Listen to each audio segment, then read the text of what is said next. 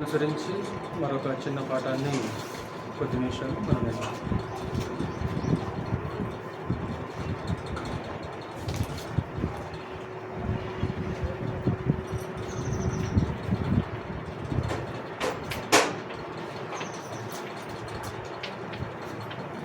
దేవుని సైన్యమైన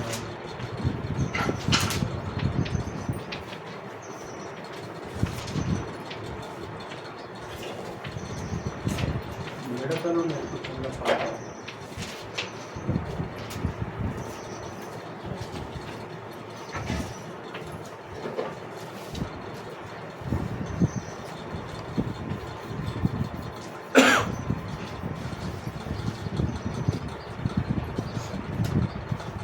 గొంగళి పురుగులు, పసర పురుగులు, మిడతలు నా సైన్యం అని దేవుడు అక్కడ మాట్లాడినట్లు మనం చూసాం.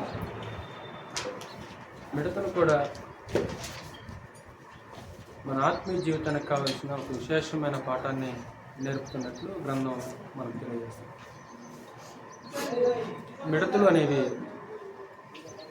ఇశ్రాయేలీయుల యొక్క ఆహారంలో ఒక భాగం. వాళ్ళ యొక్క మెనూ మనం చదివామనుకో, లేవీకాండం 11వ అధ్యాయంలో వాళ్ళ మెనూలో మిడతలు ఆహారంగా ఉన్నట్లు కూడా మనం చూడవచ్చు. బాప్తిస్మిచ్చే యోహాను కూడా ఏం తినేవాడు?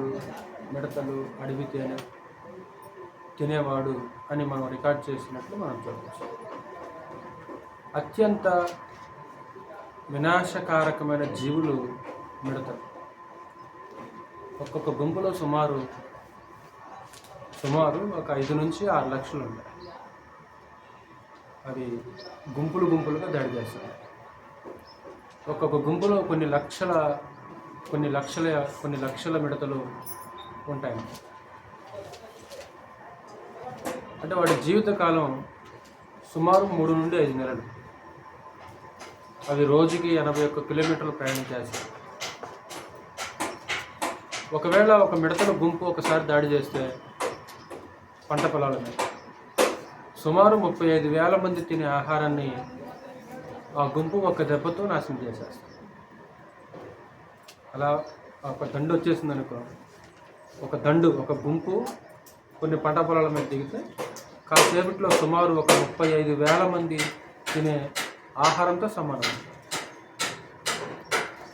అలా దిగిననుకో ఆ పంట పొలాల మీద, ఇక ఆ చెట్టు యొక్క మోడు తప్ప ఏమీ కనిపించే అవకాశము లేదు. ఆకులు కానీ, పువ్వులు కానీ, ఫలాలు కానీ ఏముండవన్న. అంత భయంకరంగా దాడి చేశారు.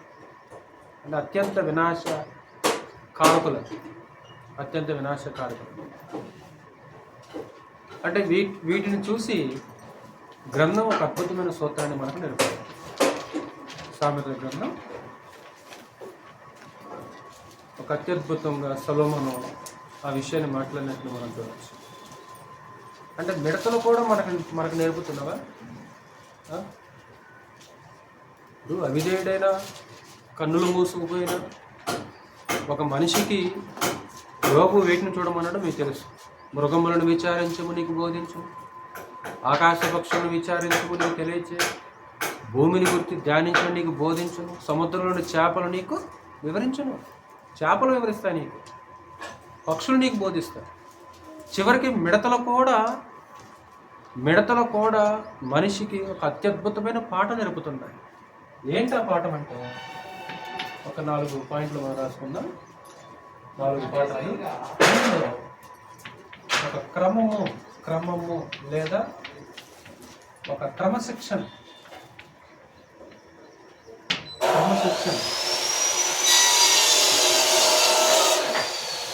అంటే క్రమశిక్షణ అనే పాఠాన్ని, క్రమము అనే ఒక పాఠాన్ని మిడతలు మనకు నేర్పుతుంది. మిడతలను చూసి క్రమశిక్షణ అంటే ఇదే, క్రమం అంటే ఇదే అని మనం చూడొచ్చాము. సామెతల గ్రంథం 30వ అధ్యాయం.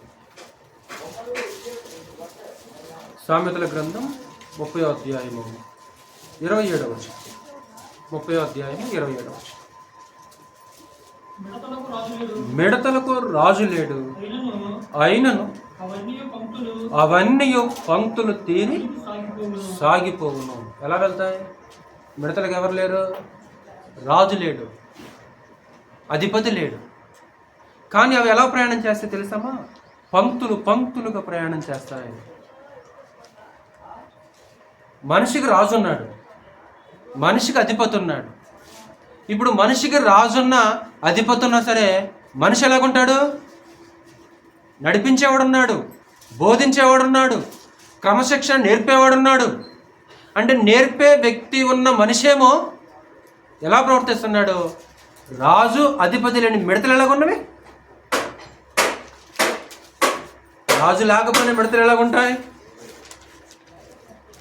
రాజు లేనప్పుడు ఇశ్రాయేలు పరిస్థితి న్యాయాధిపతుల గ్రంథం 17వ అధ్యాయం. న్యాయాధిపతుల గ్రంథం 17వ అధ్యాయం. మిడతలకు రాజు లేడు. అవి ఎలాగున్నాయి? పంక్తులు పంక్తులుగా వెళ్ళిపోతాయి, క్రమశిక్షణతో వెళ్ళిపోతాయి అవి. ఆ కాలంలో ఇశ్రాయేలుకు రాజు లేడు. ఇశ్రాయేలుకు రాజు లేనప్పుడు ప్రజలు ఎలాగున్నారు? 6వ వచనం 17:6. ఆ దినములలో ఇశ్రాయేలీయులకు రాజు లేడు, ప్రతివాడు తన తన ఇష్టానుసారముగా ప్రవర్తించుచూ వచ్చెను. అంటే మనిషి ఏమో ఇష్టానుసారంగా ప్రవర్తిస్తున్నాడు, మిడతలేమో క్రమశిక్షణతో ఉన్నాయి. మిడతలకి రాజు లేడు, ఎక్కడ వీరికి రాజు లేడు. రాజు లేని మనిషి ఎలాగున్నాడు? రాజు అధిపతి లేని మిడతలు ఎలాగున్నాయిరా? కేవలం ఒక 3-4 నెలలు బ్రతికే ఒక మిడత పంక్తులు పంక్తులుగా క్రమశిక్షణతో అవి ప్రయాణం చేస్తాయి, సాగిపోతాయి. క్లాస్ రూమ్లో టీచర్ ఉంటేనే, టీచర్ లేకపోతే ఇంట్లో అమ్మా నాన్న ఉంటేనే. వీళ్ళు కనుక లేరనుకోండి ఇల్లు బీకి పందిరేస్తారండి అంటారు. అంటే ఇల్లు బీకి పందిరంటే ఏం చేస్తారు? వీళ్ళని ఇంట్లో వదిలిపెట్టిపోయామా, వీళ్ళని కనుక ఇంట్లో వదిలిపెట్టిపోతే ఇల్లు బీకి పందిరేస్తారంటే అంటే దాని అర్థం ఏంటి? అంటే అమ్మా నాన్న ఉంటేనే వాళ్ళు, అమ్మ నాన్న లేకపోతే పట్టుకోలేము వాళ్ళని.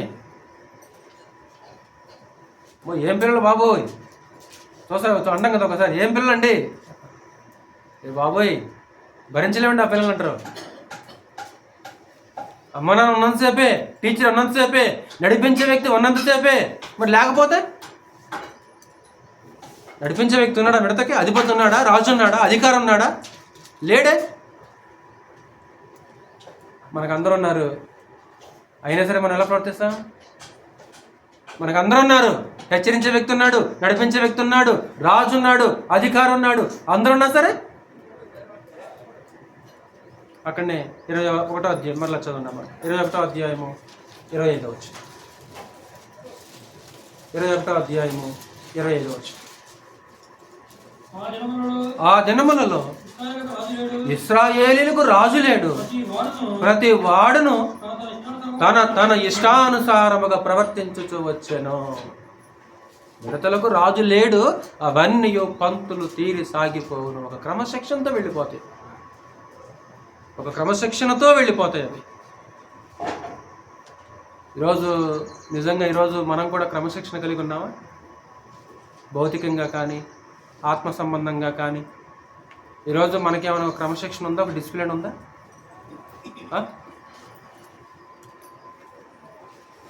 క్రమశిక్షణలో భారత స్థానం ఎంత అని ఒకవేళ నివేదిక తీసామనుకో, ఎక్కడుంటుంది భారత్?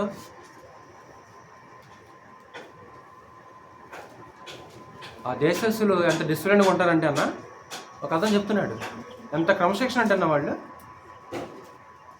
ఒకవేళ క్రమశిక్షణలో భారత స్థానం ఎంత? ఇప్పుడు క్యూ పాటించని అని చెప్తారు, కానీ ఏం చేయం మనం? పాటించమన్నమాట.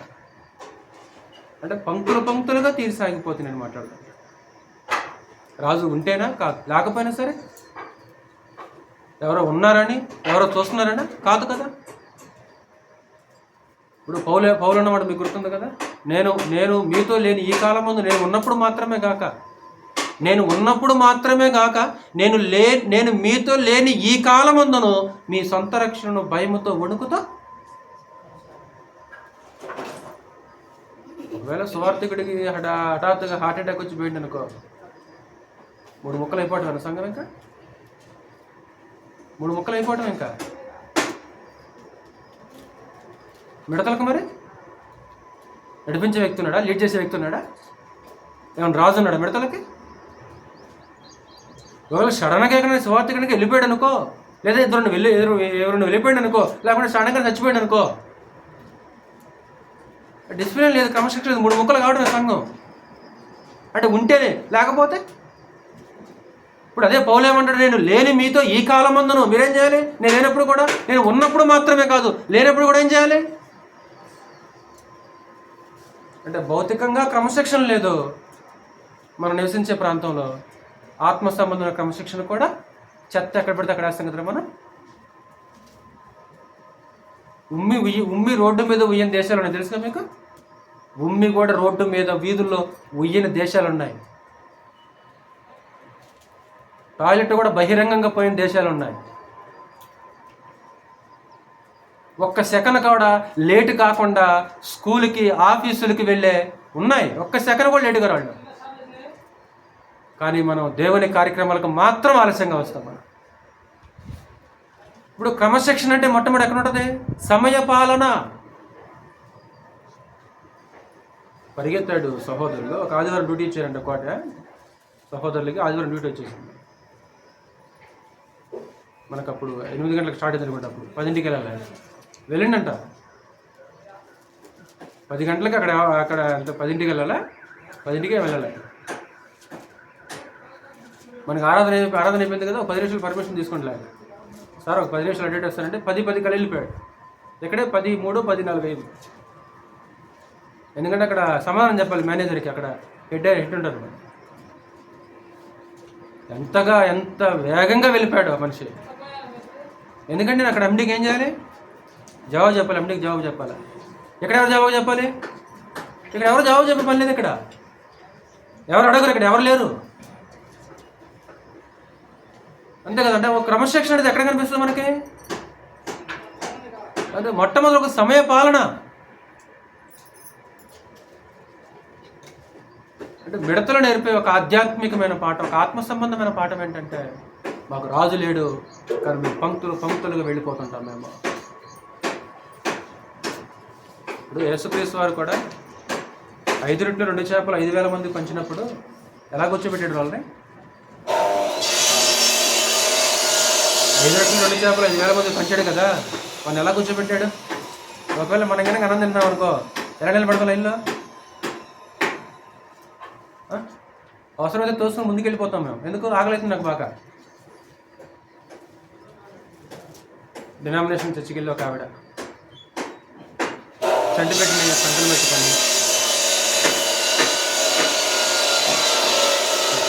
సంకలు పెట్టుకొని లైన్లో నిలబడింది.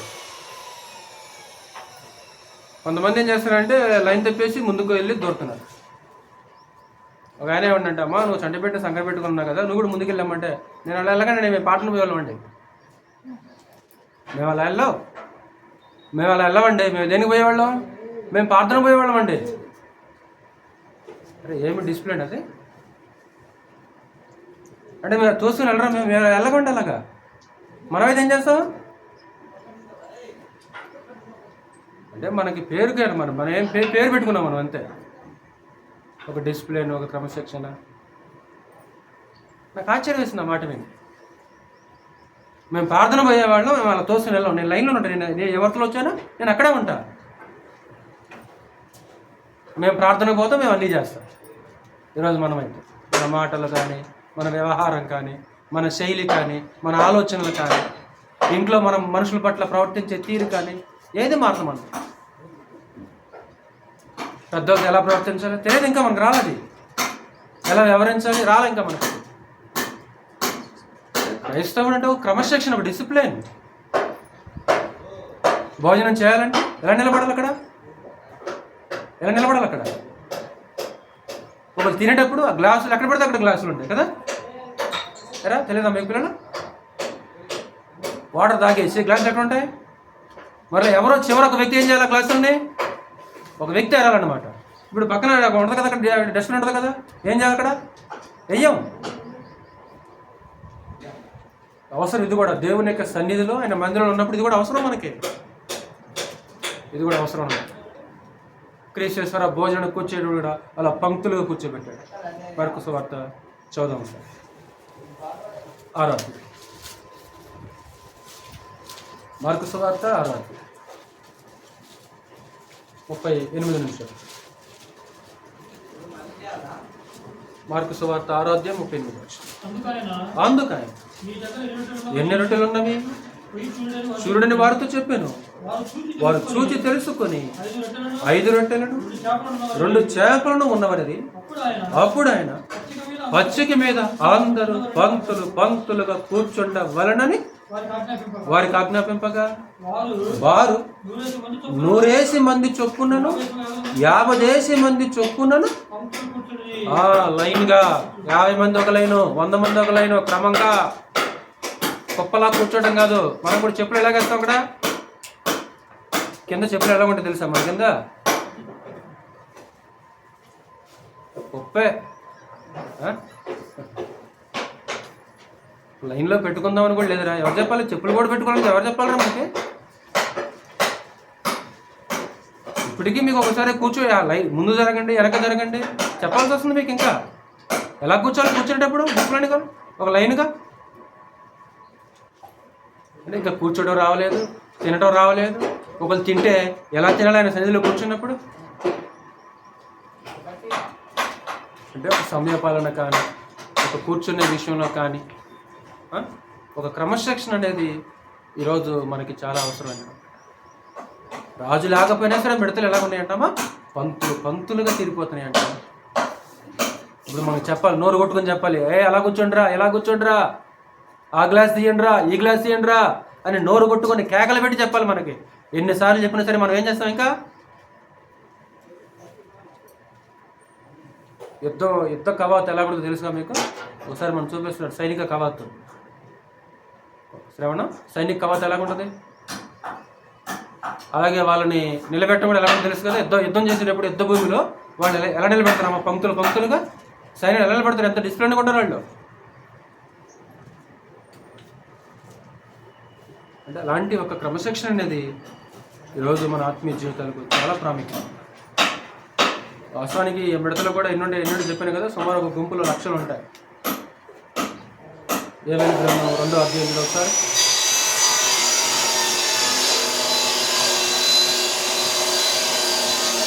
ఏవేలి గ్రంథం 2వ అధ్యాయం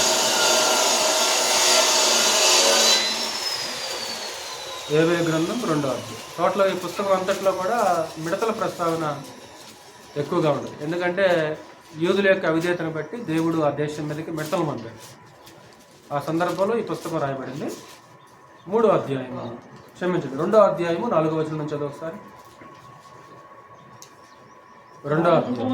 వాటి రూపములు గుర్రముల రూపములు వంటివి, రౌతుల వలె అవి పరుగెత్తి వచ్చును, రథములు ధ్వని చేయనట్లు, కొయ్యకాలు అగ్నిలో కాలుచు ధ్వని చేయనట్లు, యుద్ధమునకు సిద్ధమైన సూర్యుడు ధ్వని చేయనట్లు అవి పర్వత శిఖరముల మీద గంతులు వేయుచున్నవి.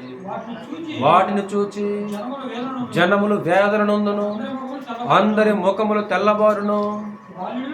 బలాఢ్యులు పరుగెత్తినట్లు అవి పరుగెత్తుచున్నవి, సూర్యులు ప్రాకారములను ఎక్కునట్లు అవి గోడలు దాటుచున్నవి.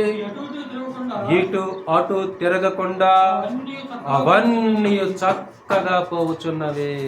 ఎన్నుంటాయి ఒక గుంపుకి? లక్షలు. ఈ లక్షలు కూడా ఎలా పోతున్నాయి? ఈ లక్షలు కూడా చక్కగా పోతున్నాయి. లక్షలు కూడా. రాజు ఉన్నాడా? మరి రాజు లేడు, అధిపతి లేడు. అయినా సరే అంత క్రమశిక్షణ రా మిడతలకి. తర్వాత 8వ వచనం కూడా చదువు. ఒకదాని మీద ఒకటి త్రొక్కులాడక అవన్నీ చక్కగా పోవుచున్నవి, ఆయుధములు మీద పడినను త్రోవ విడవవు. చక్కగా 7వ వచనంలో ఆ పదం ఉంది, 8వ వచనంలో ఆ పదం ఉంది. ఎలా పోతుంటే అవి ఇటు అటు తిరగకుండా చక్కగా పోవుచున్నవి, అవన్నీ చక్కగా పోవుచున్నవి. లక్షలు మనం తిప్పి కొడుతూ 20 మంది ఉండవు, 30 మంది ఉండవు. 30 మందిలో లేని క్రమశిక్షణ. లక్షల గుంపులో ఉన్న మిడతల్లో క్రమశిక్షణ ఉంది కదమ్మా. లక్షల గుంపులో ఉన్న మిడతల్లో క్రమశిక్షణ ఉంది. 20 మంది 30 మంది దగ్గర మాత్రం క్రమశిక్షణ డిసిప్లిన్ అది కుర్చీలో కూర్చోడం కూడా అలాగ వస్తారు కొంతమందికి అయితే. ఇప్పుడు ప్రార్థన చేస్తున్నప్పుడు, పాటలు పాడుతున్నప్పుడు కూర్చుని ఎలా తీసుకోవాలి? రూపాయలు తీయాల్సి వస్తే కూర్చుని ఎలా తీసుకోవాలి? చేతి ఇలా చేతి ఎత్తిపెట్టి తీసుకోవాలి, పక్కన పెట్టుకోవాలి. బర్రెలు లాగేస్తారు అంతే. శబ్దం వస్తుంది, వెంటనే ఏం చేస్తారు? వెంటనే మీ ముందు వినేవాళ్ళు వెనక్కి తీసేస్తారు. అంటే ఎలా ఈ కూర్చుని తీసేయాలి? ఎలా ఈ కూర్చుని జరుపుకోవాలి? లేదు లేదు ఫోన్ వస్తే మాట్లాడతాం, బయటికి వెళ్ళిపోతాం, అన్నీ చేస్తూనే ఉంటాం అన్నమాట. అంటే దేవునికి సన్నిధిలో లేని క్రమశిక్షణ, దైవ భయంలోని క్రమశిక్షణకి ఎక్కడొస్తుంది మనకి? కాబట్టి ఒక క్రమశిక్షణ, ఒక క్రమం అనే ఒక విశేషమైన పాఠాన్ని మిడతలు మనకు నేర్పుతున్నట్లు మనం చూడగలం. రాజు లేకపోయినా, అధిపతి లేకపోయినా సరే అవి క్రమంగా వెళ్ళిపోతున్నాయి. కాబట్టి రాజు ఉంటేనే, అధిపతి ఉంటేనే, చెప్పేవాడు ఉంటేనే కాదు, ఎవరు ఉన్నా లేకపోయినా సరే ఒక డిసిప్లిన్ అనేది చాలా ప్రాముఖ్యమైనది. అలాగే రెండవది ఐక్యత. అంటే ఐక్యత అనే పాఠాన్ని కూడా ఆ మిడతలు నేర్పుతున్నట్లు మనం చూడవచ్చు. ఒకసారి మరలా అక్కడనే రెండవ ఎన్నుంటాయి తెలుసు కదా, గుంపులు ఎన్నుంటాయని చెప్పాను. సుమారు 4 నుంచి 5 లక్షలు ఉంటాయి, లక్షల సంఖ్యలో ఉంటాయి గుంపులు. ఇప్పుడు అవి సింగిల్గా దాడి చేయము. ఎప్పుడు కూడా మిడత సింగిల్గా దాడి చేయ, గుంపులు గుంపులుగానే దాడి చేస్తాయి. దండుగా అవి ఏం చేస్తుంటే దాడి చేస్తుంది, గుంపుగా దాడి చేస్తుంటాయి. గుంపుగా దాడి చేస్తే తప్ప, చూడండి ఇప్పుడు మిడతల దండు అనే పదం ఉపయోగిస్తారు ఎక్కువగా జనరల్గా కూడా. అంటే గ్రంథం కూడా ఆ పదం ఉపయోగించింది. ఈరోజు జనరల్గా కూడా మనుషులు ఉపయోగించే పదం ఏంటంటే మిడతల దండు అనే పదం ఉపయోగించింది. మిడతల దండు వచ్చేస్తుంది. రీసెంట్గా కరోనా టైంలో కూడా వచ్చేసింది, మీకు తెలుసు కదా. రాజస్థాన్ ప్రాంతంలో, మహారాష్ట్రలో, తెలంగాణ, అంటే మన ప్రాంతంకి రాలేదు కానీ అంటే ఆదిలాబాద్, నిజామాబాద్ ఆ ప్రాంతంలో కూడా ఆ కరోనా టైంలో ఆ మిడతల దండు వచ్చేసి ఆ మొక్కజొన్న పంటని, ఆ రకాల పంటలు ఏం చేసింది, బహుభయంకరంగా నాశనం చేసింది. అంటే మిడతల దండు అంటే అవి ఎలాగుంటాయి? అవి సింగిల్గా ఉంటాయి. ఎలాగుంటాయి అనమాట? ఒక దండుగా, ఒక సమూహంగా, ఒక గుంపుగా కలిసి ఉంటాయి. గుంపుగా దాడి చేస్తాయి అనమాట. ఇప్పుడు గుంపుగా దాడి చేస్తే బలమా, సింగిల్గా దాడి చేస్తే బలమా? గుంపులో ఉంటేనే బలం, సింగిల్గా ఉంటే బలం ఉండే అవకాశం ఉందా కోట? సింగిల్గా ఉంటే బలం ఉండదు, గుంపులో ఉంటేనే బలం ఉంటాయి. అంటే అలాంటి ఒక ఐక్యత అనే ఒక పాఠాన్ని అవి నేర్పుతున్నట్లు మనం చూడగలము. అందుకే దండు అనే పదాన్ని ఉపయోగించేది అక్కడ. మరలా చదువు, ఇందాక చదివిన మాట 2వ అధ్యాయం 11వ వచనం మరలా చదువు. యెహోవా తన సైన్యము నడిపించుచు ఉరుము వలె గర్జించుచున్నాడు, ఆయన దండు బహు గొప్పదై ఉన్నది. ఒక దండుగా ఉంటుంది అవి, ఒక సైన్యముగా ఉంటాయి అవి, ఒక గుంపుగా ఉంటాయి అవి.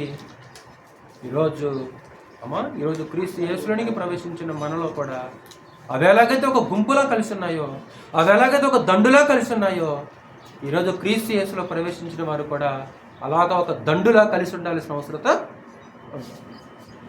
అది దేవునికి సువాసన అంట, అది మనోహరమైంది కదా, మీకు తెలిసిన మాటే కదా.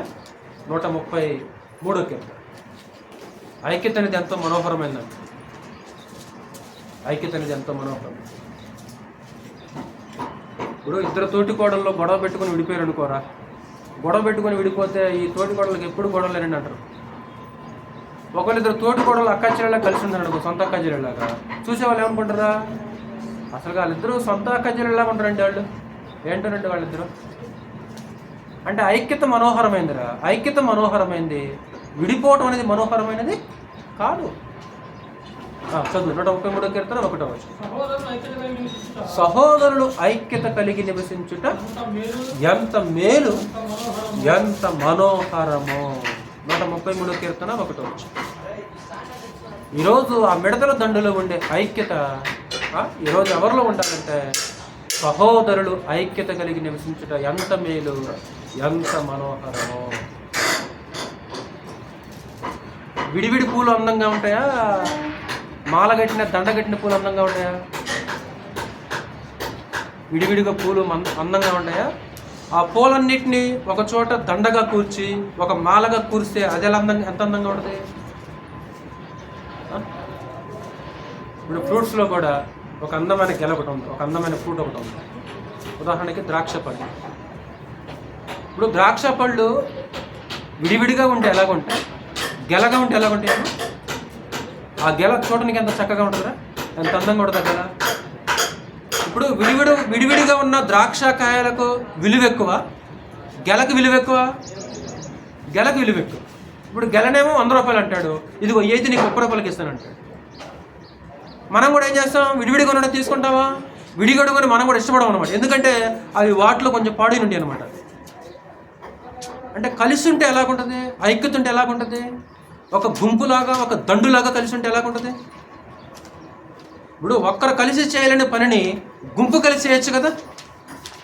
ఒక్కరు కలిసి చేయలేని పనిని ఒక గుంపు కలిసి చేయవచ్చు. ఈరోజు మిడతలను చూసి నేర్చుకున్న ఒక పాఠం కూడా ఏంటంటే ఒక ఐక్యత. మనం కూడా ఒక గుంపులాగా ఉండాలి, ఒక దండులాగా ఉండాలి.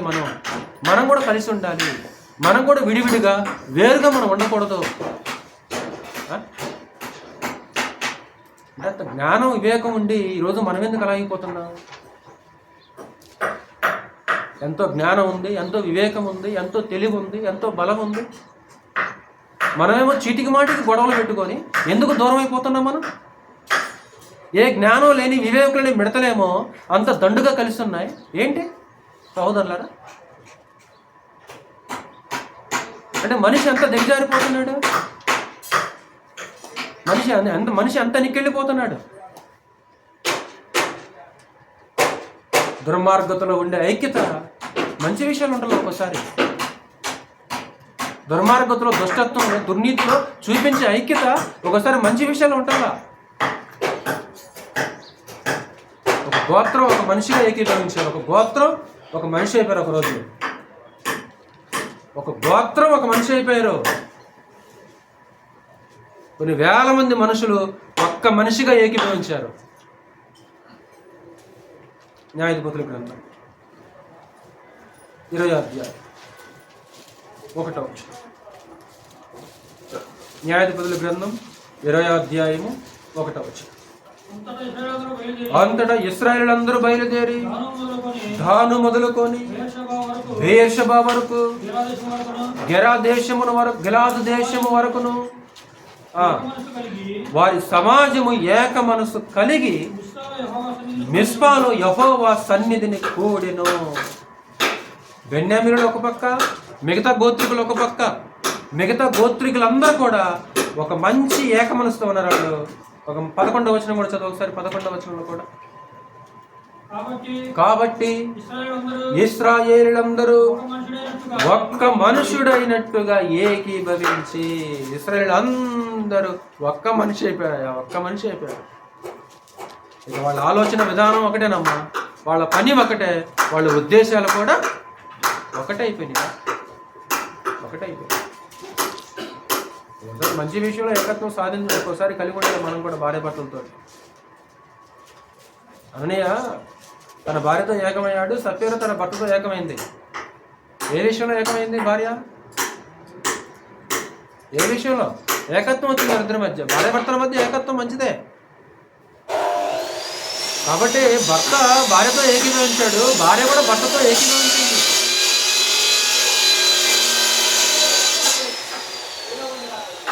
ఏ విషయంలో ఏకీభవించిందో మీకు తెలుసు. ఆ విషయం పరిశుద్ధాత్మను మోసపుచ్చుటకు మీరు ఎందుకు ఏకీభవించుతుంది?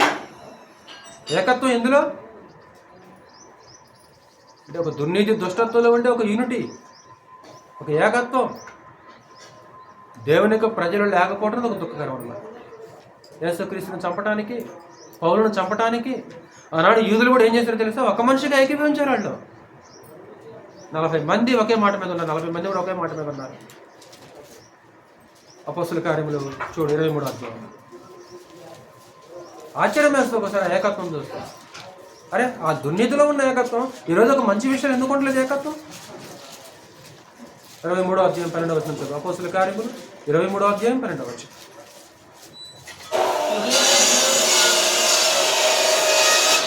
ఉదయమైనప్పుడు యోధులు కట్టుకట్టి తాము పౌలను చంపు వరకు అన్నపానములు పుచ్చుకొనమని ఒట్టు పెట్టుకొనిరి. ఈ కుట్రలో చేరిన వారు 40 మంది కంటే ఎక్కువ, 40 మంది. 40 మందికి ఒక ఏకత్వం, ఒక ఏక మనసు వచ్చేసింది. ఏ విషయంలో? పౌలుని చంపే విషయంలో. పౌలుని చంపే వరకు అన్నం ముట్టుకోవద్దు, నీళ్ళు తాగొద్దు. ఏంటా యూనిటీ? మంచి విషయంలో మరి. కాబట్టి మిడతలు దేవుని సైన్యమైన మిడతలు నేర్పే పాటలు ఏంటంటే ఒక ఐక్యత, గుంపుగా ఉండాలి, ఒక బంధుగా ఉండాలి అనే ఒక విశేషమైన స్తోత్రాన్ని అవి నేర్పుతున్నట్లు మనం చూడగలము. 4,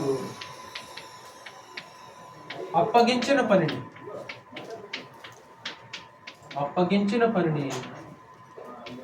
పూర్తి చేయాలి. అంటే మిడతలకు కూడా దేవుడు పని అప్పగించాడా? మిడతలకు కూడా దేవుడు పని అప్పగించాడా? మిడతలకు కూడా దేవుడు పని అప్పగించాడంటే మిడతలకు కూడా దేవుడు పని అప్పగించాడు. దేవుడు పని అప్పగిస్తే అవి ఏం చేస్తాయి? 78వ కీర్తన చూద్దాం. 78వ కీర్తనలో ఇందాక మనం చదివాం, మరలా చదువుదాం. 78వ కీర్తన 46 వచ్చి 78:46.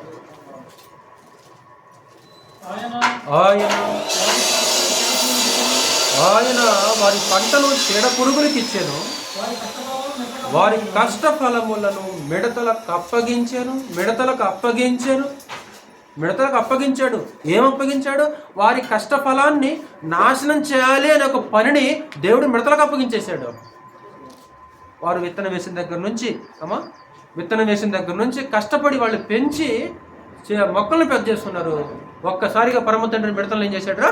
ఇదిగో మీరు వెళ్ళి ఆ పంట ఫలాన్ని నాశనం చేయని చెప్పేశాడు. దేవుడు వాటికి ఏ పనైతే అప్పగించేశాడో ఏం చేసినవి జరిగించేసాడు. దేవుడు అప్పగించిన పని. ఈరోజు ఇక్కడ కూర్చున్న మనకు కూడా పరమదేవుడు ఒక పని అప్పగించాడు. మన చేతుల్లో కూడా దేవుడు ఒక బాధ్యతను పెట్టాడు, ఒక బరువును పెట్టాడు పరమ తండ్రి మన చేతుల్లో కూడా. యేసుక్రీస్తు వారు గుర్తొస్తున్న కదా మాట, చేయుటకు నీవు నాకు ఇచ్చిన పని సంపూర్ణ నెరవేర్చి. దేవుడు యేసుక్రీస్తు వారికి ఏదైతే అప్పగించాడో, అపోస్తులైన పౌలుకి యేసుక్రీస్తు వారు పరలోకపు తండ్రి ఏ పని అయితే అప్పగించేశాడో, అపోస్తులైన పౌలు కూడా పని ఏం చేశారు? నెరవేర్చాడు కదా. నా పని తుదముట్టించాను. నాకు అప్పగించింది ఏం అప్పగించాడు? ప్రభువైన యేసు వాక్యం అప్పగించాడు నాకు. ఈ అప్పగించిన పని నేనేం చేశాను? ఇదిగో తుదముట్టించాను నేను. ఈరోజు యావత్ సంఘానికి, స్థానిక సంఘానికి, వ్యక్తిగతంగా మాత్రమే కాకుండా సంఘముగా దేవుడు ఏం చేశాడంటే ఒక బరువుని, ఒక బాధ్యతని స్థానిక సంఘం భుజాల మీద వేశాడు. ఎందుకు? ఏంటి ఆ బాధ్యత? స్థానిక సంఘ భుజాల మీద ఉన్న బాధ్యత. స్థానిక యావత్ సంఘానికి అప్పగించిన ఒక అద్భుతమైన బాధ్యత అండి. మీకు తెలిసినట్లు యోధాపత్రిక 3వ వచనం మీకు కంఠస్థ వాక్యమే కదా. ఏమంటాడు? పరిశుద్ధులకు ఒక్కసారి అప్పగింపబడిన బోధ నిమిత్తము పోరాడుడి. అంటే ఆ బోధ దేవుడు క్రీస్తుకు అప్పగించాడు, క్రీస్తు అపోస్తులకు అప్పగించేశాడు. అపోస్తులు తమ పని నెరవేర్చేశారు. తర్వాత ఆ పని ఎవరికి అప్పగించాడు? పరిశుద్ధులకంటే సంఘానికి అప్పగించబడిన ఒక పని ఏంటంటే సువార్త, బోధ. ఆ బోధ మలినమవుతుంది, బోధ కలుషితం అవుతుంది. ఈ బోధ కలుషితం అవుతుంది కాబట్టి ఈ పరిశుద్ధులకి ఒక్కసారి అప్పగించబడిన బోధ నిమిత్తము పరిశుద్ధులందరూ కలిసి ఏం చేయాలి? ఏనా? లోకంలో బోధన కలుషితం చేస్తున్నారు, సత్యబోధ మన దగ్గర ఉంది. ఈ బోధ నిమిత్తం పరిశుద్ధులందరూ ఏం చేయాలంటే ఒక పోరాటం కొనసాగించాల్సిన అవసరత ఉంటుంది. దేవుడు మనకి ఏ పని అప్పగించేసాడో పని మర్చిపోయింది సంఘం. వాస్తవానికి సంఘం ఏం చేసిందంటే పని మర్చిపోయింది. కేవలం ఆరాధన చేయడమే సంఘం పని అయిపోయింది ఈరోజు. అదొకటే కాదు, వాస్తవానికి వ్యక్తిగతంగా నీ యాజక ధర్మం అది. వాస్తవానికి ఆరాధన చేయడం అనేది వ్యక్తిగతంగా నీ యాజకుని యొక్క ధర్మం. సంఘముగా దేవుడు ఒక ప్రణాళికని కలిగి ఉన్నాడు. సంఘానికి ఒక గొప్ప పనిని పరమతండ్రి అప్పగించేశాడు. అది దేవదూతలకు అప్పగించిన పని. అది తెలుసు కదా మీకు. సంఘము ద్వారా పరలోకున్న ప్రధానునికి, అధికారులకి తన యొక్క నానా విధమైన జ్ఞానము తెలియబడాలి. అంటే దేవదూతలకు అప్పగించిన పనిని దేవుడు ఎవరికి అప్పగించాడు? సంఘానికి అప్పగించేశాడు. ఈరోజు ఆ సంఘం అప్పగించిన పని ఏం చేస్తుంది? నిజంగా పని గుర్తుందా మనకి? పని జ్ఞాపకం ఉందా? పని మర్చిపోయాం మనము.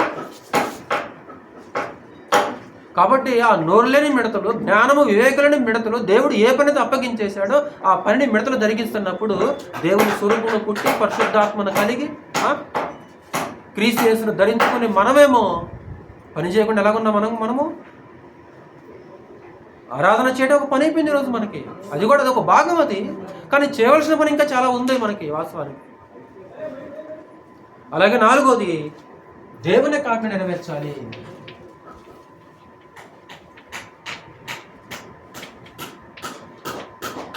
దేవుని యొక్క ఆజ్ఞ నెరవేర్చాలి అనే ఒక విశేషమైన పాఠాన్ని కూడా అవి నేర్పుతున్నట్లు మనం చూడగలం. కీర్తన గ్రంథం 105వ కీర్తన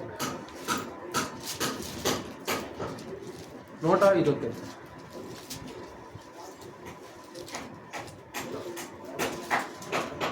34వ వచనం చదువు. 105వ కీర్తన 34వ వచనం. ఆయన ఆజ్ఞ ఇయ్యగా పెద్ద మిడతలను లెక్కలేని చీడ పురుగులను వచ్చెను. ఆయన ఆజ్ఞ ఇయ్యగా అంటే దేవుడు ఆజ్ఞాపించగానే ఏం చేస్తున్నారు అవి? దేవుడు ఆజ్ఞాపించగానే, ఆయన ఆజ్ఞ ఇయ్యగా అంటే దేవుని యొక్క ఆజ్ఞని మిడతలు ఏం చేస్తున్నాయి? శాంతయా నెరవేరుస్తున్నాయా? అంటే దేవుని సెలవు లేకుండా, దేవుని యొక్క పర్మిషన్ లేకుండా రావంటమ్మా. దేవుడి సెలవు లేకుండా, దేవుని యొక్క పర్మిషన్ లేకుండా రావంట. దినవృత్తాంతాలు 2వ గ్రంథం 7వ అధ్యాయం చూడ ఒకసారి. సొలొమోను ప్రార్థన చేస్తూ ఆ విషయాన్ని అక్కడ ప్రస్తావించడం మనం చూడవచ్చు. దినవృత్తాంతాలు 2వ గ్రంథం 7వ అధ్యాయం 13వ వచనం. దినవృత్తాంతాలు 2వ గ్రంథం 7వ అధ్యాయం 13వ వచనం. వాన కురియకుండా నేను ఆకాశమును మూసివేసినప్పుడే గాని. ఆకాశానికి తలుపులు ఉన్నాయి. ఆకాశానికి ఏమున్నాయి? ఆకాశానికి తలుపులు ఉన్నాయి. సముద్రానికి కూడా దేవుడు తలుపులు పెట్టాడు. కాబట్టి తలుపులు మూసిననుకోరా సముద్రం బయటకు వస్తుందా? రాదు. ఆకాశాన్ని మూసిననుకో తలుపుల చేత వర్షం వస్తుందా? ఒకవేళ వర్షం రావట్లేదంటే ఆకాశపు తలుపులు, ఆకాశపు వాకిళ్ళు ఏం చేయబడ్డామా? ఆకాశపు వాకిళ్ళు అంటాం కదా, ఎక్కడుందన్నమాట? ఆకాశపు వాకిళ్ళు అనే మాట కూడా మనం చూడాలి. ఆకాశపు వాకిళ్ళు విప్పెదను, పట్టజాలనంత దీవెనలు మీ మీద కుమ్మరించదు. ఆకాశపు వాకిళ్ళు, ఆకాశానికి వాకిటి ఉంది, ఆకాశానికి తలుపులు ఉన్నవి. ఆయన మూసిందనుకో వర్షపు చినుకి భూమి మీదకి రాదు. ఒకవేళ వర్షపు చినుకు పడుతుందంటే పరమదేవుడు ఏం చేశాడు? వాటిని తలుపులు తెరిచాడు అనమాట.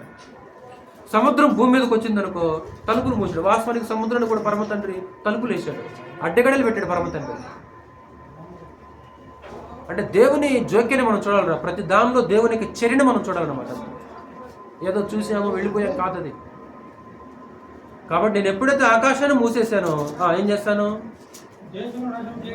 దేశమును నాశనము చేయుటకు మిడతలకు సెలవిచ్చినప్పుడే గాని, నా జనుల మీదికి తెగులు రప్పించినప్పుడే గాని. చాలే. దేశము నాశనము చేయుటకు మిడతలకు సెలవిచ్చినప్పుడు అంటే ఎవరు సెలవు ఇవ్వాలి వాటికి? దేవుని సెలవిస్తేనే, ఆయన పర్మిషన్ ఇస్తేనే, ఆయన ఆజ్ఞాపిస్తేనే అవి ఏం చేస్తారా? జరిగించేస్తాం. దేవుని యొక్క ఆజ్ఞని పాటించేస్తాం. ఈరోజు దేవుని యొక్క ఆజ్ఞలను మనం ఎన్ని పాటిస్తున్నాం?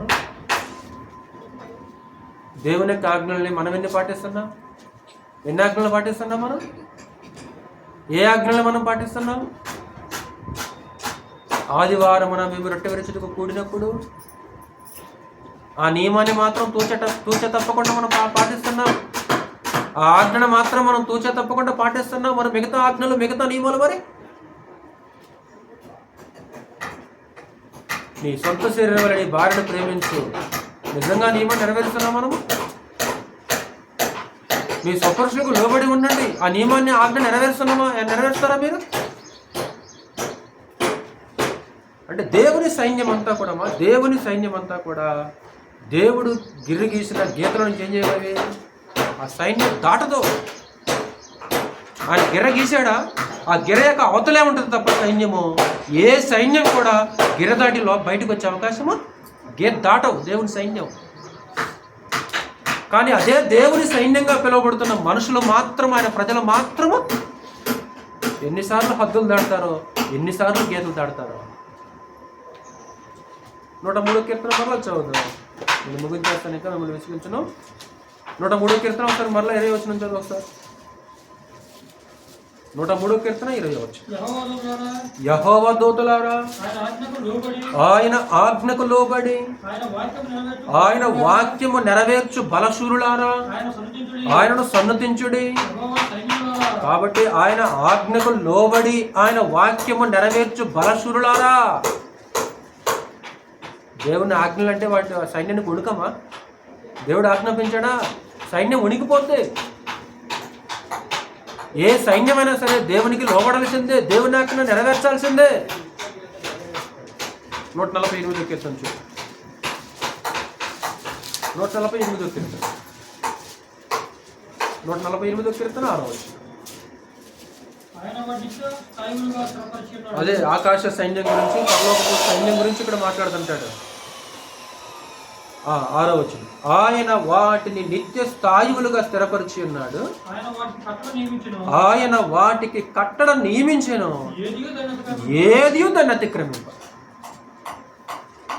సూర్యుడు ఎప్పుడన్నా దేవుని నియమం అతిక్రమించాడా శాంతి? సూర్యుడు. చంద్రుడు ఎప్పుడన్నా దేవుని నియమం అతిక్రమించాడా? చంద్రుడు సృష్టించినప్పుడు ఒక నియమం పెట్టాడు. చంద్రుడు ఎప్పుడు కూడా నియమాన్ని అతిక్రమించలే శాంతి. మనం భూమికి ఆజ్ఞాపించాడమ్మా. భూమి ఎప్పుడైనా దైవ నియమం అతిక్రమించిందా? ఆజ్ఞ అతిక్రమించిందా? నక్షత్రాలు, గ్రహాలు, సముద్రాలు, చెట్లు ఏది దాన్ని అతిక్రమింపదు. ఈరోజు ఇక్కడ కూర్చున్న మనం ఎన్నిసార్లు దైవ నియమాన్ని అతిక్రమించాము? అక్కడ కింద ఇంకొక వచ్చిన చివరికి 8వ వచనం. 148వ కీర్తన 8వ వచనం. అగ్ని, వడగండ్లారా, హిమమా, ఆవిరి, ఆయన ఆజ్ఞను నెరవేర్చు తుఫాను. ఏది తుఫాను కూడా దేవుని ఆజ్ఞ నెరవేరుస్తుందా? తుఫాను కానీ, సూర్యచంద్ర నక్షత్రాలు కానీ, పరలోకపు దూతలు కానీ, చీడ పురుగులు కానీ, పసర పురుగులు కానీ, మిడతలు కానీ,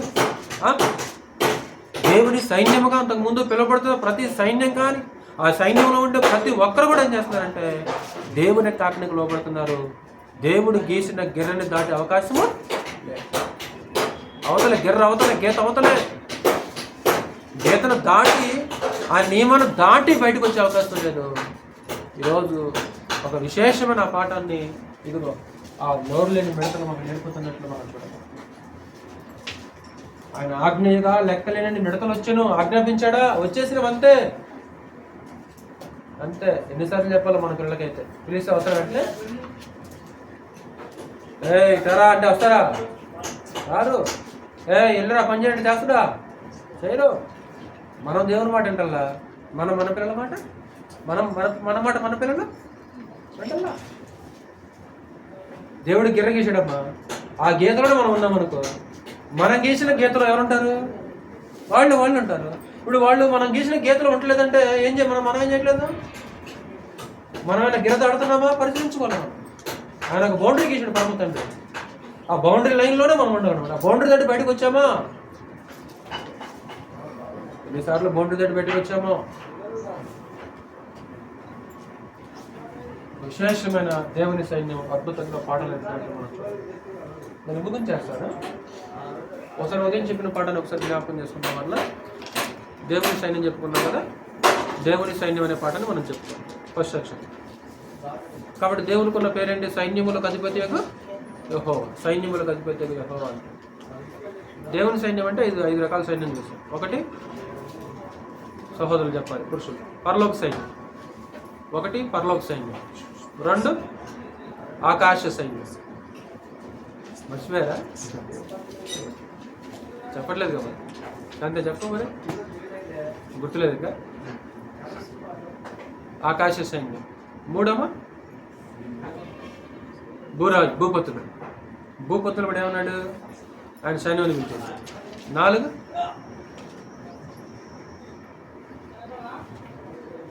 చెప్పలేకపోతాను, చూసేనే చెప్పండి అయ్య బాబు. 4 ఓకే, 3 దేవుని ప్రజలు, 4 భూపతులు, 5వది పసర పురుగులు, ఒక 5 రకాల సైన్యాన్ని మనం.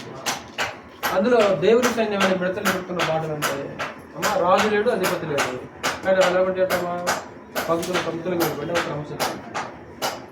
గుంపుగా దాడి చేసామో సింగిల్గా ఉండేవి అది దండు ఎటు వెళ్ళినా సరే దండు వెళ్ళొద్దు అనమాట. ఎటు వెళ్ళినా సరే దండు వెళ్ళదు. అంటే గుంపు బలంగా ఉంటుంది, సింగిల్గా ఉంటేనేమో బలహీనంగా ఉంటుంది. అలాగే అప్పగించిన పనిని ఏం చేసేవి అద్భుతంగా పూర్తి చేస్తాయి. అలాగే దేవుని యొక్క ఆజ్ఞకు లోబడాలి, దేవుని యొక్క ఆజ్ఞకు లోబడి అద్భుతంగా నెరవేరుస్తుంది. ఈరోజు మనం కూడా అలాగనే దేవుని యొక్క ఆజ్ఞకు లోబడుతూ అప్పగించిన పని చేస్తూ ఒక క్రమశిక్షణ కలిగి ఒక డిసిప్లిన్ కలిగి ఆత్మ సంబంధాలు దేవుడు కోరుకున్న పిల్లలుగా బ్రతకాల్సిందిగా ప్రేమపూర్వక వేడుకుంటూ ముగిస్తున్నాను. శ్రద్ధ మీ అందరికీ ప్రభునామములో వందనాలు.